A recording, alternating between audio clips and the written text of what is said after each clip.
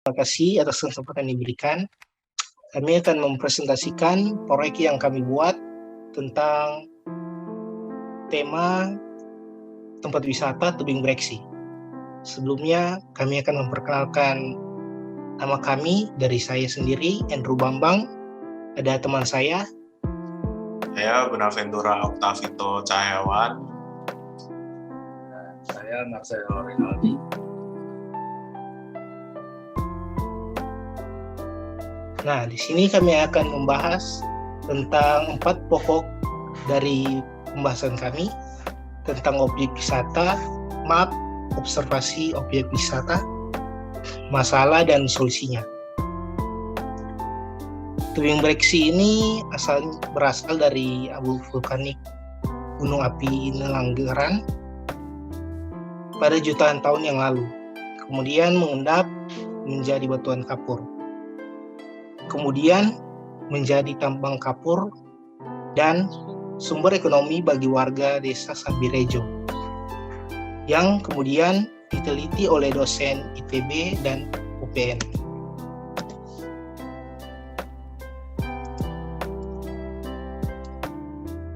Tebing Breksi ini diresmikan pada tanggal 30 Mei 2015 oleh Sri Sultan Hamengkubuwono yang ke-10 yang pada awalnya merupakan tambang batu kapur, kemudian menjadi tempat wisata karena dinobatkan sebagai geoheritage atau pusat penelitian geologi. Setelah ditemukannya batuan tufan yang sangat langka, proses penambangan ini diberhentikan, kemudian dijadikan tempat wisata oleh warga Sambirejo agar sumber mata pencarian warga sekitar tetap berjalan.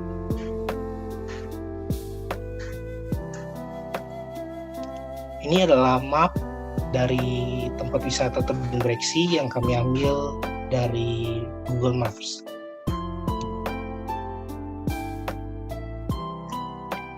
Ini adalah beberapa contoh dari objek wisata tempat wisata Tebing Breksi.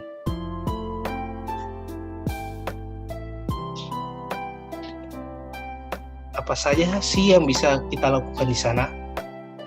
Seperti menikmati pemandangan, contohnya ngopi dengan view yang mengarah ke Candi Prambanan dan Gunung Berapi. Ada juga kuliner makanan daerah, atau kita bisa berfoto dengan pemandangan dan karya seni yang ada di sana, seperti mengabadikan momen dengan view yang indah dan Instagramable. Di sana juga terdapat ukiran wayang dan naga yang menarik para wisatawan untuk berfoto juga.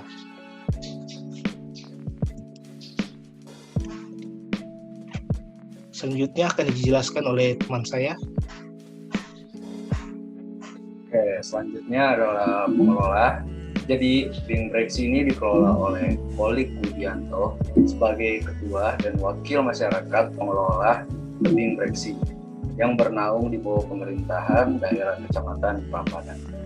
Oke, next. Nah, observasi dan wawancara. Nah, jadi salah satu orang yang kita wawancara itu mengatakan bahwa Tebing Breksi atau tebing kapur itu bagus. Ada ukiran wayang, ukiran ular, dan bisa melihat pemandangan kota Jogja, dan di sana mempunyai angin yang sepoi-sepoi. Nah, Tebing Breksi itu adalah salah satu wisata alam dan buatan yang mengagumkan. Nah, dari sisi objek wisata itu udah sangat indah, dan dari sisi pengelolaan itu udah sangat profesional. Terdapat banyak petugas yang membantu mengatur lalu lintas sepanjang jalan untuk menuju ke Tebing Breksi ini. Dan yang ikonik di sana itu adalah ukiran wayang yang cukup besar di salah satu sisi tebing, dan ada beberapa spot yang menarik jika kita menaiki tebing. Nah, ada beberapa hewan juga yang disewakan itu untuk kita foto bersama. Nah, lalu untuk Tebing Breksi itu sekarang sedang dalam masa uji coba, akan tetapi sudah sangat ramai sekali hingga terjadi kemacetan yang cukup panjang, terutama saat weekend. Next.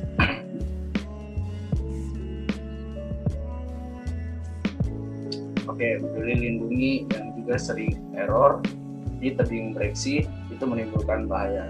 Nah, jadi salah satu orang yang mengeluh tentang ini itu mengatakan bahwa aplikasi itu sering error, apalagi kalau sinyalnya tidak bagus. Itu scan berulang kali, tapi radius belum sampai lokasinya. Seringkali satu orang itu sampai 10 menit, apalagi kalau weekend susah banget memakainya. Nah, jadi pada akhir pekan di masa uji coba pembukaan ini, itu wisatawan yang datang ke tebing breksi dapat mencapai 1.000 orang, dan mereka itu datang menggunakan berbagai kendaraan termasuk kendaraan besar yaitu bus.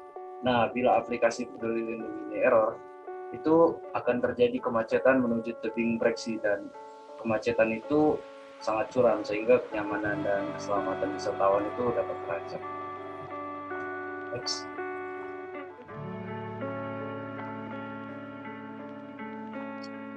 Oke, masalah yang dihadapi oleh tebing breksi yakni apps peduli lindungi membutuhkan waktu yang banyak untuk membukanya, sehingga kemacetan di tanjakan pada jalan masuk yang sangat berisiko, yakni pada arah utara.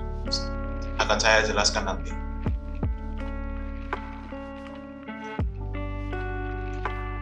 Nah, kemacetan di tanjakan menuju loket masuk dari arah utara, kemudian ke timur, memasuki area parkir.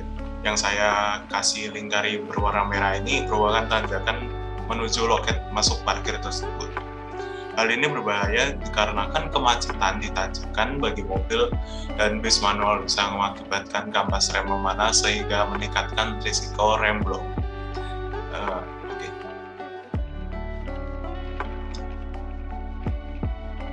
Solusi yang akan kami berikan yakni menggunakan teknologi manless parking system.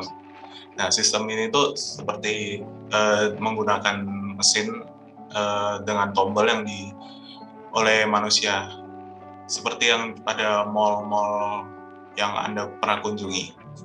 Sistem ini di mana pengunjung yang masuk loket akan menekan tombol mesin parkir dan selanjutnya keluar kertas dengan barcode khusus yang akan membuka palang parkir.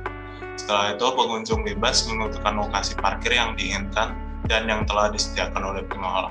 Nah, parkir di sana tuh memang luas sehingga problem yang kudu diatasi pada saat ini yakni pada loket masuknya itu yang hanya dicegat kemudian membayar terlebih dahulu.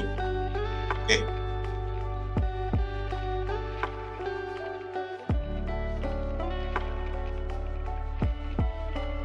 Dan mesin tersebut ini akan diletakkan pada gerbang pada loket masuk yang awalnya tuh dicegat untuk scan QR dan membayar tiket terlebih dahulu. Nah, jadinya kita membuatnya menjadi mengambil tiket parkir terlebih dahulu, nanti pada saat loket keluar akan membayar tiket tersebut. Nah, scan QR peduli ini akan dipindahkan ke lobi masuk di dekat tebing dan pembayaran akhir akan diletakkan di loket keluar parkir yang berada di selatan tebing tersebut.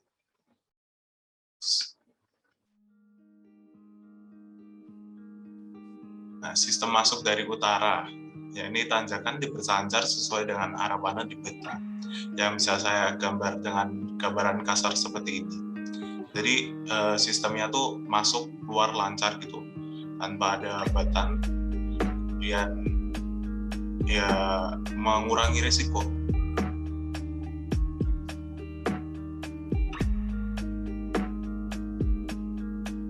Nah, solution benefit yang didapatkan dari solusi ini yakni safety, karena lebih baik mencegah risiko daripada menanggung risiko. Nah, mengurangi risiko remblong dan kampas rem overheat pada mobil dan bus, kemudian juga mengurangi rasa jenuh para wisatawan. Daripada kita mengganti rugi kecelakaan atau mobil yang rusak, lebih baik kita mencegah dengan membuat sistem parkir tadi yang saya sudah sampaikan.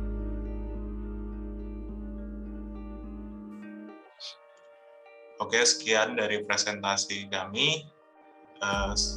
Kami harap solusi kami bisa direalisasikan dengan memberikan funding kepada kita agar risiko bisa dicegah daripada kita mengatasi risiko yang sangat berat.